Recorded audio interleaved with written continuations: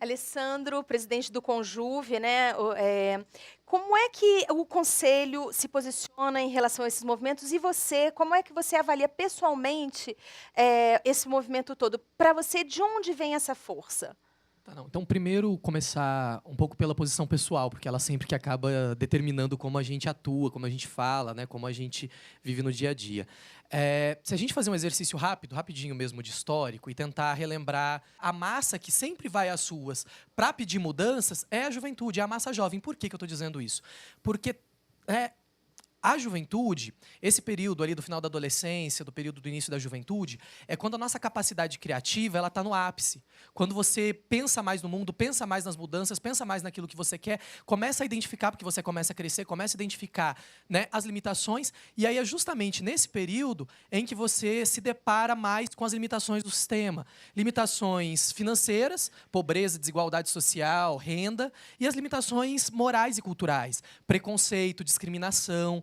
Né? Então, se você pensar por essa ótica, você vai entender que, tradicionalmente, é por isso que a juventude está mais às ruas em todos esses momentos, porque é ela que sofre muito no dia a dia mais esse processo. E aí eu acho que é super importante registrar que no Brasil, a gente tem hoje 51 milhões de jovens. Então, portanto, a gente vive a maior geração de jovens da história do nosso país. Jovens que têm que pagar para se locomover na cidade e aí tem que torcer no processo de locomoção para não ser abordado pela polícia, porque se for abordado pela polícia, não vai ser abordado para a polícia perguntar se ele tem dinheiro para ir no cinema, porque o Estado não vai na casa da pessoa perguntar se ela tem dinheiro para ir no cinema ou ir na praça, se ele pode, o que ele está fazendo para se divertir. Ele vai para bater, vai para encarcerar. Então, eu acho que tem muito esse elemento que acaba determinando um pouco a situação e a origem das manifestações no Brasil. Rapidinho, o Conselho Nacional de Juventude, a nossa posição imediata foi, como foi, inclusive foi colocado no VT, né, ativismo não é terrorismo. Povo na rua, você não tem que ter medo de povo na rua. Então não há porquê, não há justificativa para garantir, para justificar a repressão policial quando o povo está na rua pedindo democracia, pedindo participação e pedindo direitos. É basicamente, né, um pouco isso que a gente já de imediato queria colocar para essa discussão, esse bate-papo nosso. Deputado, uma menina ali na reportagem, ela falou, ela citou o gigante acordou, eu nem gosto dessa expressão, né? Porque realmente não dormiu, né? Mas ela falou na questão das urnas, né? O senhor acha que todo esse movimento vai se refletir nas eleições do ano que vem?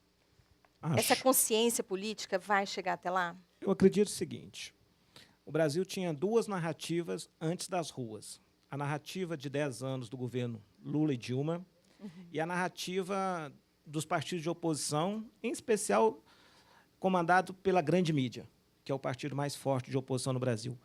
Após as ruas, nós temos três narrativas. A narrativa das ruas. O debate é qual narrativa dialoga com as ruas. A narrativa do que o Brasil vivencia nesses últimos 10 anos e o que as ruas estão pedindo, ou seja, porque as ruas não pediram menos estados. As ruas não pediram choque de gestão. As ruas pediram mais direitos. Né? E, nesses direitos, eu acho que é saúde, qualidades, educação com qualidade, mobilidade urbana e segurança. E também deixou dois recados. Queremos mais representação. Né? Acho que os jovens de periferia não têm representação, as mulheres não têm representação, ou seja, na proporcionalidade, na paridade que a Ellen coloca aqui, os índios, ou seja, nós temos uma democracia que não representa verdadeiramente a totalidade das nossas tribos, vamos dizer assim. E também valores. Né? Ou seja, aí na representação, participação direta, mecanismo de participação direta. Ampliar a democracia representativa era importante. No Brasil continental tem que ter democracia representativa, mas o povo não quer ser substituído, o povo quer ser representado. Por isso tem que encontrar mecanismos de participação direta e de diálogo.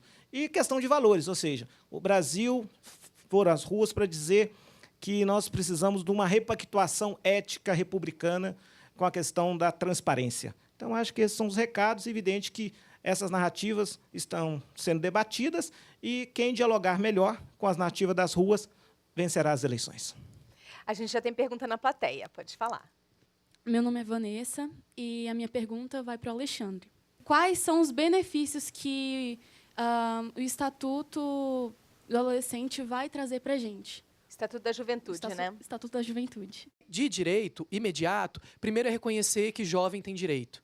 Né? Se você pegar a Constituição, a gente vai falar da Constituição, né? Tem 25 anos, mas a Constituição não falava de jovem. Ela começou a falar de jovem em 2010, com a aprovação de uma emenda constitucional que dizia que garantir direitos para a juventude era uma obrigação do Estado.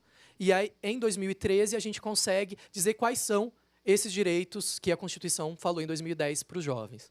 Então, o Estatuto da Juventude, basicamente, é uma reunião de vários direitos, como a juventude acessa esses direitos universais e quais os direitos específicos da juventude. Direito à participação, direito à cultura, direito à comunicação, direito ao território e mobilidade urbana, que é uma coisa bacana, né? Você dizer que você tem direito ao território que você vive, você tem direito de conhecer a sua cidade, de andar pela cidade sem sofrer violência, sem sofrer preconceito, sem sofrer discriminação, por exemplo. E você que está ouvindo, está nos assistindo e tem entre 15 e 29 anos, né, que é o público voltado, que o Estatuto está voltado, procura, vai ler a íntegra, né? Dá uma olhadinha lá na internet, você vai achar o Estatuto da Juventude, vale a pena. A gente tem mais pergunta? Bom, meu nome é Joyce e eu queria perguntar para o deputado. Quando foi que você se interessou em fazer o Estatuto da Juventude e quais são as razões que você viu que a gente não tinha, tipo, os direitos, aí você colocou no Estatuto? A gente tem um ditado lá em Minas que quem não é visto não é lembrado, né? Ou seja, o Alessandro colocou muito bem aqui, ou seja, os jovens não eram tratados como sujeito de direito. Os próprios políticos e os agentes da política pública, os gestores, os agentes, eles sempre faziam referência à política para a juventude como um favor. Então, a comissão ela foi criada para isso, para estudar e propor um conjunto de programas e ações. E, fruto desse trabalho, nós apresentamos 3 projetos, né, que já é colocado aqui, a emenda na Constituição, para que a Constituição brasileira tratasse o jovem como um sujeito de direito, e 2 documentos. O que foi votado esse ano, que é o Estatuto, a Carta de Direitos da População Jovem, e também um outro documento tão importante que nós temos aí a tarefa ainda de votar aqui na Câmara dos Deputados, que é um plano decenal, que é um plano de metas. Né? Essa questão da juventude muda a cada geração. Né? Você tem novas demandas e velhas que não foram superadas. Portanto, você tem que ter um planejamento a partir dessa realidade. Então, esse é um documento importante. Marília está querendo comentar? Ela está querendo saber de onde que veio essa coisa de Estatuto da Juventude. Né? E todo tipo de política pública, Joyce, e todo mundo. Todo tipo de política pública nunca acontece porque uma pessoa resolveu fazer essa política pública. Né? Você tem diversos agentes na sociedade que brigam para que uma certa coisa aconteça ou deixe de acontecer. No caso do Estatuto da Juventude, além da força, digamos, política de quem está, né, os representantes que estão ocupando cargos no Estado, seja executivo, seja legislativo, a gente pode dizer que o Estatuto da Juventude ele foi uma conquista muito grande da juventude brasileira mesmo. Assim, as pessoas se mobilizaram muito, brigaram muito. Fizeram duas conferências. Fizeram congressos, organizaram movimentos de juventude. Quando eu era adolescente, comecei a participar de militância, a participar da política, eu comecei por movimentos de juventude também. E eu lembro que era muito difícil a gente convencer as pessoas de que o jovem era uma categoria específica na sociedade e que precisava de políticas públicas voltadas para esse setor. Até então, foi o que o deputado falou, você não tinha essa ideia. Então, tem essas pessoas que militaram, que brigaram em suas associações de bairro, prefeituras, etc., etc. Tem o poder institucional e tem outras organizações.